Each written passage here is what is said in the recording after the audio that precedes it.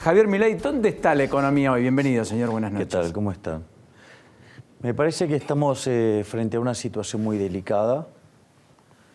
El hecho de la corrida que se gestó el 28 de diciembre con el avance de la jefatura de gabinete sobre la independencia del Banco Central, que nos costó llevar la tasa de interés al 40%, a devaluar la moneda a 50% a pesar de vender 10.000 millones de dólares de reservas, ¿sí?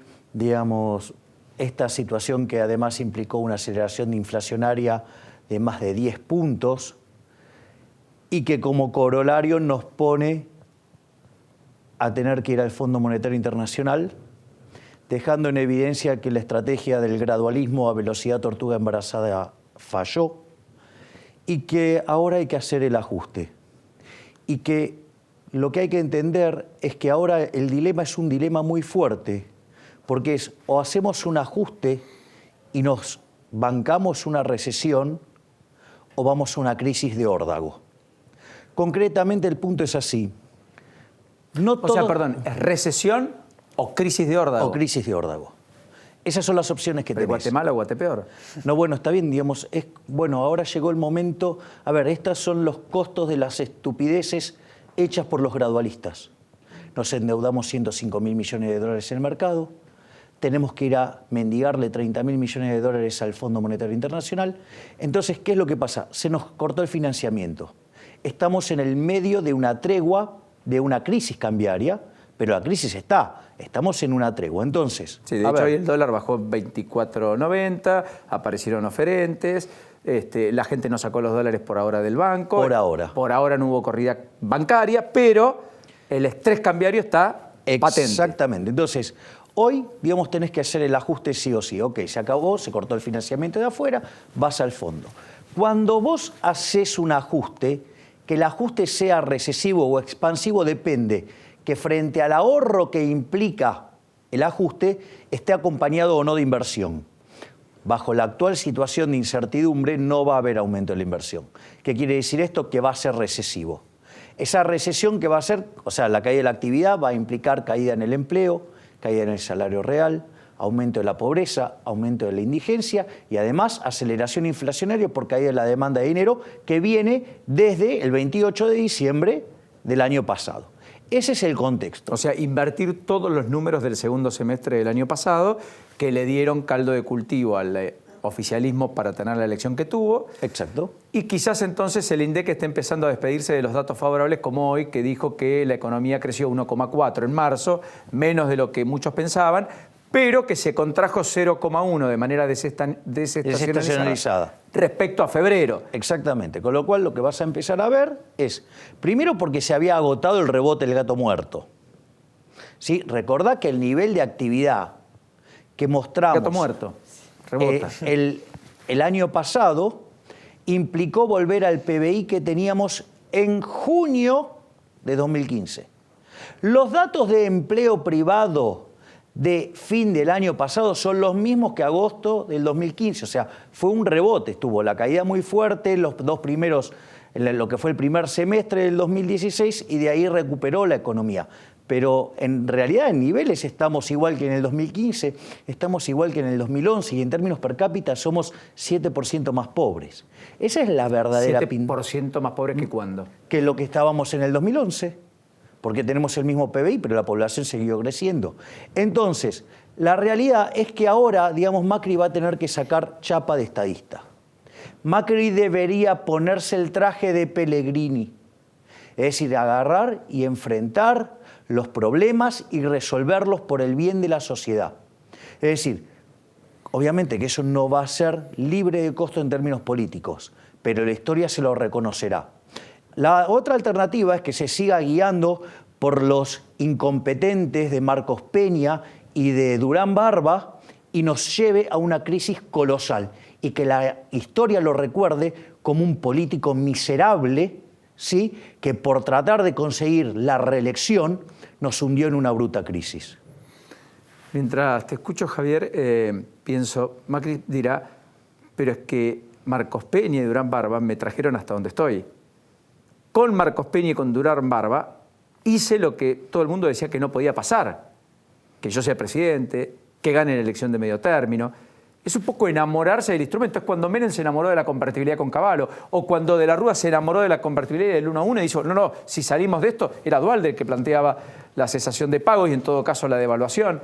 ¿Me explico? Me parece... La psiquis de Macri está puesta para esto. No, me parece distinto porque probablemente Marcos Peña sea brillante, digamos, como un politólogo para ganar elecciones, pero es un incompetente en lo económico.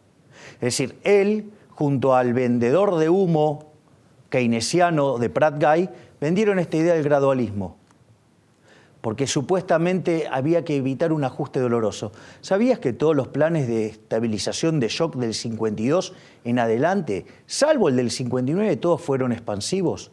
Que todos los programas gradualistas, todos terminaron mal. Entonces, digamos, plantearon un falso dilema. ¿El plan Primavera fue gradualista? El plan Primavera, claro, fue un parche. Y así terminó en una hiper. Convertibilidad fue shock. Fue bien de shock. 91. ¿Qué te parece si no fue de shock? Claro. Digamos, fijaste el tipo de cambio y eliminaste, digamos, la política monetaria de Cuajo. El Tenden Dual de Remes-Lenikov fue shock. Dólar a 4.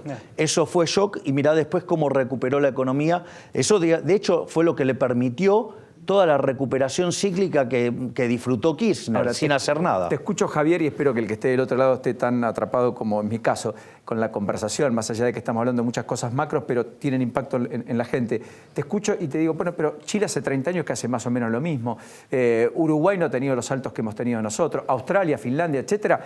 Canadá son economías que no discuten estas cosas, no discuten shock o gradualismo. Tienen una tendencia, no se sale mucho del circuito, el corsé, impusieron determinadas reglas y evidentemente la sociedad transita ese andarivel. ¿Por qué es tan difícil en la Argentina? ¿Por qué vamos del peronismo menemista al peronista kirchnerista, el de derecha y el de izquierda en simultáneo dentro de la misma estructura? Bueno, yo creo que ahí hay un problema básicamente que Argentina tiene una producción de keynesianos brutos como en ninguna parte del planeta. Es decir, vos te encontrás que la keynesianera de Córdoba y Junín produce economistas que dicen que la inflación tiene que ver con cualquier cosa menos con la emisión monetaria. Entonces, si existen... A ver, fíjate esto, hay un libro que se llama 4.000 años de controles de precios y salarios. ¿Cómo no combatir la inflación? Empieza hablando del año 2800 a.C., la quinta dinastía de los sumerios, explicando cómo los controles de precios no funcionaron nunca. Que en realidad la inflación es siempre en todo lugar un fenómeno monetario. Acá se sigue discutiendo que no, que tiene que ver con cualquier otra cosa, que los costos, que la puja distributiva, no sé cuántas estupideces más. Deja de emitir, vas a ver cómo se acaba la inflación. ¿Sabes qué? Yo debo tener Twitter hace 2 años y medio, como mucho. Cuando empecé a Twitter, lancé a los impresentables keynesianos, estructuralistas y a toda esa fauna que aparece ahí en la keynesianía de Córdoba y Junín, que me demostraran que era posible la inflación entonces en una economía de trueque. Todavía estoy esperando. Nacho. ¿Hay alguna posibilidad de que el ajuste alguna vez no lo pague la clase más baja ni la clase media, sino que lo pague la clase más alta, Milei? A ver, me parece, yo tengo otra división de la sociedad. Para mí la división de la sociedad es totalmente distinta y te va a decir quién paga siempre. Para mí la sociedad se divide entre el sector privado que se rompe el lomo para crear riqueza y la corporación política que son unos parásitos inútiles chupasangres, ¿sí?, que viven del esfuerzo de los demás, ¿sí? ¿Y sabes cuál es la diferencia? Que el segundo grupo es el que maneja el que tiene el monopolio de la violencia. Fíjate esto, cuando vos tomás los beneficios de las empresas en la economía, por cada 100 que generan de beneficios las empresas, el Estado tiene 146. Es decir, si los parásitos le ganan a los que crean riqueza, estás muerto. A ver si entendemos. Este país es inviable. Es inviable porque los parásitos les va mejor que el que produce, que el que se esfuerza, ¿sí? Entonces, listo, está claro. Es decir, Argentina es inviable. ¿Sabes quién va a pagar siempre el ajuste? Los del sector privado. Jamás vas a tocar los privilegios de la corporación política. A mí me decían, no, porque ahora viene la reforma tributaria. ¿Sabes lo que dije? no va a pasar nada, no va a ceder ningún privilegio de la corporación política. ¿Sabes cuánto tiempo tardaríamos en alcanzar la presión tributaria de Chile? 75 años. Con este ritmo de reducción que planteó el Claro, gobierno. 75 años. ¿Sabes por qué? Porque el gasto público en términos reales, es decir, la que se lleva la corporación política chorra, parasitaria e inútil, ¿sí? Esa no se toca, porque en términos constantes permanece... Ahora, Javier, te entiendo, pero me sale el politólogo de dentro. Vos necesitás a la corporación política, entendida por corporación, si vos querés de términos peyorativos, lo que sea, no importa, pero a la política la necesitas para garantizar la democracia, las libertades, para la ecuanimidad, la división de poderes. Bueno, digo, a ver, primer elemento, no pontifiquemos la democracia cuando existe algo que se llama teorema de imposibilidad de Arrow, que no asegura que la democracia, aun cuando seamos todos coherentes, el resultado no es coherente en el agregado. Con lo cual, digamos, tengamos mucho cuidado con la democracia, porque uno de sus vicios es el populismo. O sea, el cual nosotros lo sufrimos fuertemente. Segundo, digo, lo primero que hay que tener en cuenta es que el Estado es nuestro enemigo. ¿Sí? El Estado es nuestro enemigo. No es que el Estado somos nosotros. No. El Estado son los que lo gobiernan. Olvídate. O sea, es una manga de delincuentes que nos viven robando. Porque aparte, ¿cómo se financia? Se financia con impuestos. Los impuestos son un robo, ¿sí? Porque si yo voy, mira, hola Paulino, ¿cómo estás? Dame el 50% de sus ingresos. ¿Qué haces? Me sacás a patadas. Voy mañana con un papel firmado y te digo, mira, Paulino, me tenés que darle el 50% de tus ingresos, lo tengo acá firmado en un papel. ¿Quién lo firmó? Yo.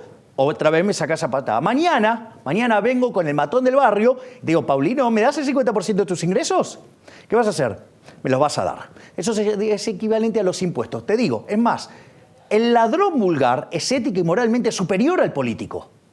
¿Por qué? Porque en realidad da la cara, se enfrenta, se arriesga. En cambio, el político usa el aparato represivo del Estado, tiene el monopolio de la violencia, ¿sí? Y además es un ladrón estacionario, te roba todos los días. Con lo cual, lo primero que hay que entender es que el Estado es nuestro enemigo.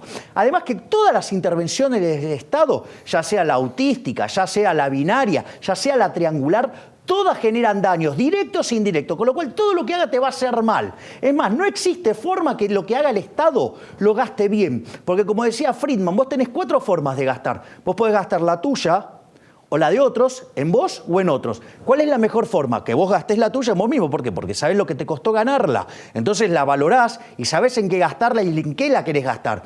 Después, por ejemplo, si vos gastaras la tuya en otro, por ejemplo, cuando haces un regalo, ¿qué haces? Y tratás de quedar bien con lo menor posible, o sea, minimizás el costo.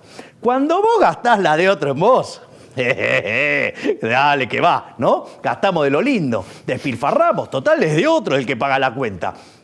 ¿Cuál es la peor combinación? Gastar la de otros en otros. Eso se llama estado del bienestar, pero eso está mal llamado, se debería llamar estado del malestar, porque nunca funciona bien. Entonces, lo primero que hay que entender es que entonces el Estado nos roba, el Estado es nuestro enemigo, nuestro Estado es el ladrón, es el violento, ¿sí? Y con todo ese contexto, lo que tenés que tener en cuenta es que vos deberías minimizar el tamaño del Estado y que el cero está dentro del conjunto de solución. ¿Por qué? Porque la tecnología quizás diga que hoy esto es lo que debemos soportar de Estado. Por ejemplo, yo en términos estáticos soy minarquista, o sea, solo seguridad y justicia. Pero en términos dinámicos, la tecnología puede evolucionar lo suficiente, ejemplo, robots, que se está discutiendo esto, ¿sí? Para hacer la política y, digamos, con eso minimizar el Estado. O sea, y si es posible, llevarlo a cero. Se cambió la definición del Estado. No existe más el Estado como el Estado, cabeza de la familia. Vos tenés que entender que cuando me hablas del Estado, para mí, o sea, viste que en un momento el gobierno decía, no, el Estado en tu barrio. Para mí el Estado en tu barrio me suena al pedófilo en el jardín de infantes. Bueno, listo, digamos, ok, así, digamos, o sea, y la historia argentina, ¿qué te muestra? Justamente eso. Entonces, en realidad parece que le tenemos mucho miedo a la libertad. Vos sabés que, por ejemplo, cuando Argentina aplicó las ideas de Alberdi, ¿sí? Se convirtió a fines del siglo XX en uno de los 5 países más ricos del mundo, posición que fue manteniendo a lo largo de la primera mitad del siglo XX. Vos sabés que es muy interesante, en esa época todos los ministerios entraban en la Casa Rosada. Gracias, Javier. No, Gracias, por polémico, favor. como siempre, efusivo. Pero ¿sabes qué? Válido. Sí. Porque es la discusión que tenemos que darnos. Gracias de corazón. Hasta la próxima. No, gracias a que vos. sea pronto. Javier Milei aquí con nosotros.